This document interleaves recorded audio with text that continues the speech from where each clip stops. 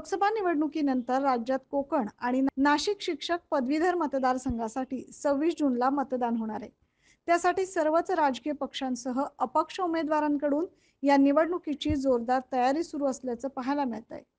नाशिक शिक्षक पदवीधर मतदारसंघासाठी शिवसेना ठाकरे गटाकडून संदीप गुळवे यांना उमेदवारी जाहीर करण्यात आली। त्यापाठोपाठ काँग्रेसकडून दिलीप पाटील यांनी देखील आपला उमेदवारी अर्ज दाखल केला। मात्र काँग्रेस आणि शिवसेना ठाकरे गटात तडजोड झाल्याचं पाहायला मिळतंय। काँग्रेसकडून या निवडणुकीच्या रिंगणात उतरलेले दिलीप पाटील यांनी आज माघार घेतली। त्यामुळे महाविकास आघाडीकडून ठाकरे गटाचे संदीप गुळवे हे एकटेच निवडणुकीच्या रिंगणात आहेत। परंतु याबाबत दिलीप पाटील काय म्हणाले पाहूया। नाही, ते असं आहे, आपण त्या दिवशी जेव्हा 7 तारखेला मी नामांकन अर्ज दाखल केला होता, त्या दिवशीच मी स्टेटमेंट दिली होती की आमचे वरिष्ठ जो निर्णय देतील तो आम्हाला मान्य राहील।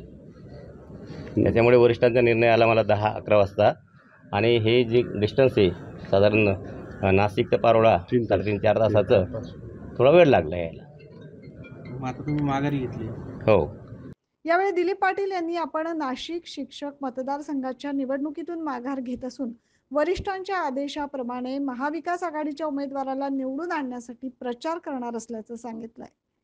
9 न्यूज महाराष्ट्रासाठी प्रतिनिधी जितेंद्र नरवाडे।